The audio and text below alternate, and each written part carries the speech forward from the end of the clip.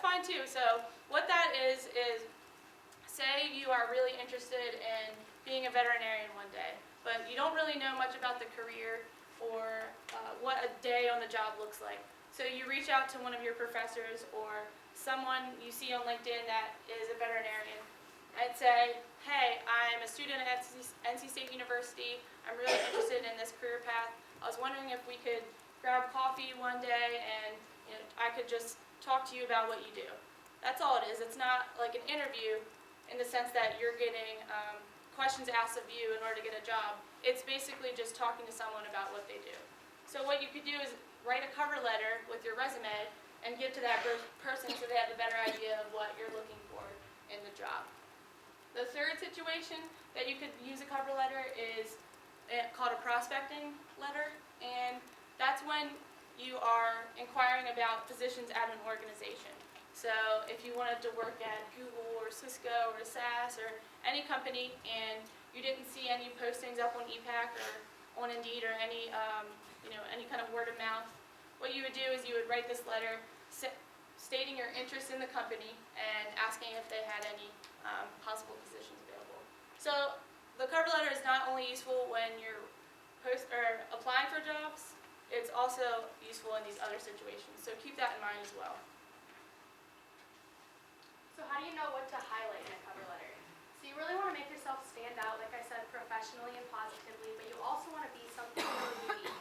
You want to kind of set yourself apart and show why you're different than everyone else who's applying and why they should choose you. So we're going to talk about how to figure that out. And that's through research. You want to research before you do your cover letter. You want to research three things mainly. You want to first research the job. See what qualifications there are, what they're looking for in their applicants, and just like what they're trying to highlight that they want from you. And then research the organization. What's the culture like? What's the history like? Is that kind of match up with what your goals are? Does that match up with what your ethics are? Are they fitting in line? And then researching yourself. So this is where you're going to look at the experiences you've had, if it's jobs, internships, organizations that you're involved in, and then you want to see what skills and what qualities you've achieved and gained and strengthened through those experiences, and make sure that they're fitting up with what the job's looking for and what the culture's like there. Has anyone taken the MBTI or Strengths Quest or any kind of self-assessment like that? Well, if you haven't, that could be a good idea too. I know after when I took those assessments, even though sometimes it's hard to think about who you are and what you kind of like, and sometimes it's nice to take assessments where it kind of tells you, puts it in words for you, and you can use some of that language in your resume and your cover letters. So if you're struggling with that third research part, try and do some of those assessments, or talk to other people. Ask, hey, how am I? What stands out about me? Yeah, Right. definitely. And then the cover letter structure. Does everyone remember Barney? That's an easy way for us to help you guys remember the structure that we suggest. And so the first thing you want to do is we're going to talk about the heading that's going to be needed. And then after the heading, we call it the I love you paragraph, which is the first paragraph. So you're going to talk about the reasons that you love the company, the reasons that you want to work for the company, what you think they're great for, or whatever. And then paragraph 2, you want to say, you love me. So you want to talk about those skills, those experiences, and showing what you have to offer to them, not just what they can give to you, but really making sure you make yourself stand out and be highlighted for the good things that you can bring to the company. And then paragraph 3, let's get together. And that's giving the contact information and kind of reaching out and telling them that you want the next step. You want to communicate with them and give them an opportunity to do so with that contact information. We're going to delve deeper into these in the next paragraphs. So this is the heading. You're going to start with the date that you're writing it, and then your address underneath, and then who you're going to address it to, which we're going to talk about how to figure out who exactly to address it to, but you're going to put that next, and then the title that they have in the organization, then the organization itself, and then that's contact information with its address. When it comes to addressing the cover letter, usually if you apply through ePAC, they usually have contact information that if you have any questions, you can contact that person. And that person is usually the hiring manager. And if you're not exactly sure, you can email them to ask them who is the hiring manager. That way you can directly send a letter to them. If you don't know, you can use headings such as professors, the person's name is just a female, Miss or Mrs., they the full name. However, there are some situations that you don't know who the hiring manager is or who the hiring committee is.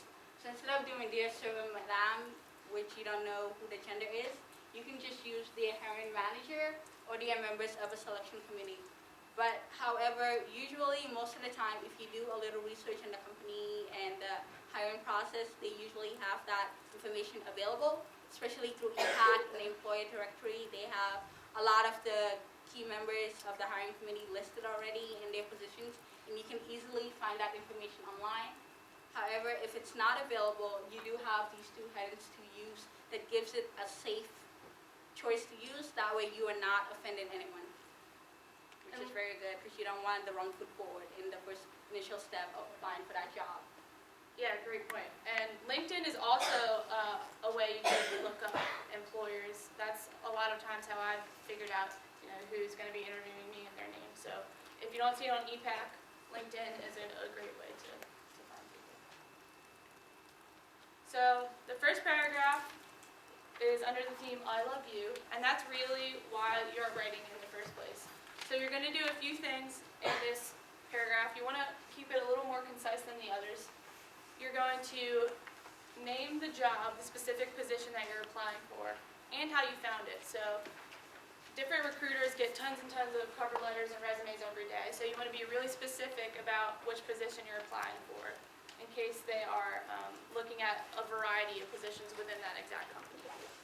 And then let them know how you found it. If you found it on EPAC, if you talked to them at the career fair, if you saw it on LinkedIn, if you saw it on Indeed, wherever it was, that's just a great way for them to understand how they're reaching applicants. So mention that. If you know someone within the company who you have also had contact with, don't just name drop someone if you're not sure who they are. Mention that as well in this first paragraph.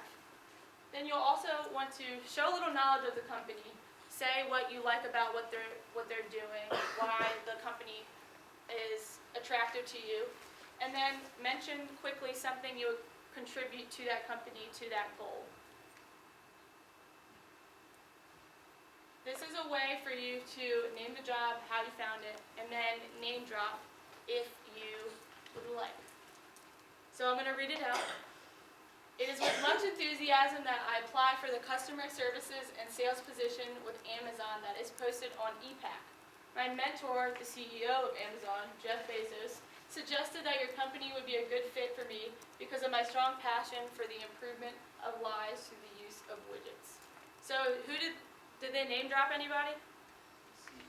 The CEO. Realistically, none of us are going to know the CEO, but I thought it was funny. So that's where you name dropped the individual. What about how they found it? Anybody? EPAC. So they said they found it on EPAC. And then what is the specific position that they were applying for? Customer services and sales. Exactly. So they did it really quickly, and it's a really great way to write that first paragraph. And also, if anyone has questions throughout, feel free to just raise your hand or shout it out. We're open to answering throughout the presentation, so don't hesitate. And if a position has an ID number, this is an excellent place to put it. Some companies have the same title, but it's a lot of different positions for that same title. So to narrow down the options, if you know that ID number, you can just put it in there, title, position, comma, ID, comma, and just finish the rest of the sentence. And Sarah mentioned about showing knowledge for the company. Another example we found was that after researching further, I have been impressed with your dedication to your customers and sustainable manufacturing, and I would love the opportunity to contribute to the goal with my strong organization and effective communication skills. So they not only mentioned what they want to do with the company, but at the same time what they have to contribute and bring to the company. That was one thing we mentioned when we were comparing the two resumes. You don't just want to mention what the company can do for you. You have to mention what you have to offer, because when these companies hire you, they invest in a lot of money and time into you, and they don't want to just keep hiring every month or every year. They want someone that they can get a return investment on, and that investment is good for the company. Alright, the second part we talked about was You Love Me. This is where you pick 2 or 3 strong places on your resume and you dive deep on. Don't just regurgitate your resume. They already have that document. If they really wanted to just stick to that, they wouldn't have asked you to submit an additional document. And be specific about your stories. Don't just go to the surface with the bullet points you did on resumes that's already listed. Go in depth and show if they ask for a certain skill on the job application. Find an example where you showcase that skill. And if you can quantify it, that's even better because employers like numbers. And list all the relevant skills and make sure you back it up with actual proof that in an interview, if they ask you about it, you can show it in an authentic way that it's credible and believable. So using the job description, this is a great way for you guys to figure out what skills they're looking for, and then you can figure out how you have those skills and what experiences you have that, like she said, showcase those skills. So for the job description, these are like what we'll find on EPAC or any other place that tell you what the company is, what the job's about, what they're looking for kind of thing, but sometimes it's not laid out in bullet point form. It's in a paragraph form, and you kind of have to be able to pick out what's important and what they're looking for.